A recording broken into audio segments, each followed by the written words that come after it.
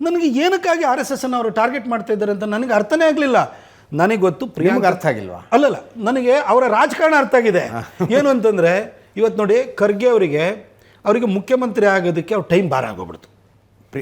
ಮಲ್ಲಿಕಾರ್ಜುನ್ ಖರ್ಗೆ ಅವರಿಗೆ ಓಕೆ, ಕರ್ನಾಟಕದಲ್ಲಿ ಇವತ್ತು ಕೂಡ ದಲಿತ್ CM ಅಂತ ಒಂದು ಕೂಗಿದೆ. ನೆಕ್ಸ್ಟು ಕಾಂಪಿಟೇಷನಲ್ಲಿ ಯಾರಿರೋರು, ನಮ್ಮ ಪರಮೇಶ್ವರ್ ಸಾಹೇಬ್ರು ಇದ್ದಾರೆ, ಅಲ್ಲಿ ಹೋದರೆ ಡಾಕ್ಟರ್ ಮಹದೇವಪ್ಪನವ್ರು ಇದ್ದಾರೆ. ಇನ್ನು ಲೆಫ್ಟಲ್ಲಿ ಇರುವಂಥ ಅಲ್ಲ, ಇದು SCಗಳಲ್ಲಿ ಹೋದಾಗ ದಲಿತ್ CM ಅಂತ ಹೋದಾಗ, ಇಲ್ಲಿ ಈ ಕಡೆ ಹೋದರೆ ನಮಗೆ ಮುನಿಯಪ್ಪನವರು ಅವರು ಲೆಫ್ಟಿಗೆ ಬರ್ತಾರೆ. ಅವ್ರನ್ನೇನು ಕನ್ಸಿಡರ್ ಮಾಡ್ಕೊಳ್ಳಲ್ಲ ಇವರು ಕಾಂಗ್ರೆಸ್ನಲ್ಲಿರೋ, ಆಯಿತಾ. ಈಗ ತಾನೇ ಯಂಗ್ಸ್ಟರ್ ಇರೋದು, ಫೇಲ್ ಆಗಿರೋದು PUC ಆದ್ರೂ ಕೂಡ ಮಹತ್ವಾಕಾಂಕ್ಷೆ ಭಾಳ ದೊಡ್ಡದಿದೆ ಅವರಿಗೆ.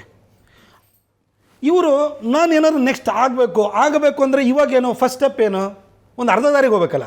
ಅದಕ್ಕೇನೋ ಈಗ ಸದ್ಯಕ್ಕೆ ಸಿದ್ದರಾಮಯ್ಯನವ್ರನ್ನ ಇಳಿಸಿದರೆ ನಾನೊಂದು ಉಪಮುಖ್ಯಮಂತ್ರಿ ಆಗಬೇಕು, ನೆಕ್ಸ್ಟ್ ನಾನು ದಲಿತ್ CM ಆಗಬೇಕು ಅನ್ನೋ ಒಂದು ಮನಸ್ಥಿತಿನ ಇಟ್ಕೊಂಡ್ರೆ. ಹಾಗಾಗಿ ಏನು ಮಾಡಬೇಕು, ತನಗೊಂದು ಸರಿ ನಾನು ಒಂದು ಸಮುದಾಯದ ಲೀಡ್ರ್ ಆಗಬೇಕು ಅಂತ.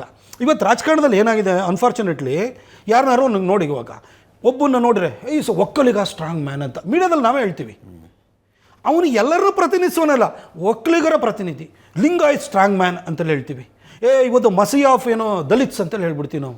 ಹೀಗೆ ಒಂದೊಂದು ಜಾತಿ ವರ್ಗಗಳನ್ನು ಇಟ್ಕೊಂಡು, ಸಿದ್ದರಾಮಯ್ಯನವರು ಅಹಿಂದ ಅಂತಲೇ ಬಂದಿದ್ದವರು, ಹೀಗೆ ಒಂದೊಂದು ಜಾತಿ ವರ್ಗಗಳನ್ನ ಇಟ್ಕೊಂಡು ಅದರಲ್ಲಿರುವಂಥ ಒಬ್ಬ ಪ್ರಭಾವಿ ವ್ಯಕ್ತಿ ಅವ ಹೇಳ್ದಂಗೆ ಇಡೀ ಜಾತಿ ಕೇಳುತ್ತೆ, ಒಂದು ವರ್ಗ ಕೇಳುತ್ತೆ ಅನ್ನೋ ಒಂದು ಆಧಾರದ ಮೇಲೇ ಇವತ್ತು ಸ್ಥಾನಮಾನಗಳು ಲಭ್ಯವಾಗ್ತಾ ಇದ್ದಾವೆ.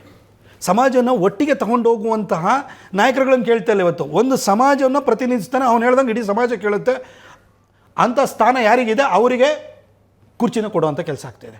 ಈಗ ಪ್ರಿಯಾಂಕ ಖರ್ಗೆ ಗೊತ್ತು. ಹಾಗಾಗಿ ಈಗ ದಲಿತ್ಸ್ನೆಲ್ಲ ಪೋಲರೈಸ್ ಮಾಡಬೇಕು, ಇದಕ್ಕೋಸ್ಕರ ಈ ದಾಳನ ಉರುಳಿಸ್ತಾ ಇದ್ದಾರೆ. ದಲಿತರ ಜೊತೆಗೆ ಸಹಜವಾಗಿ ಮುಸಲ್ಮಾನರನ್ನು ಕೂಡ ಕೈ ಜೋಡಿಸ್ತಾರೆ. ಆದರೆ ನನಗೆ ಮೊನ್ನೆ ಆಶ್ಚರ್ಯ ಆಗಿದ್ದು ಅಂತಂದರೆ, ಅಲ್ಲೋಗಿ ಪ್ರೊಟೆಸ್ಟ್ ಮಾಡ್ತಾರೆ ಭೀಮ್ ಆರ್ಮಿ ಅಂತೇಳಿ.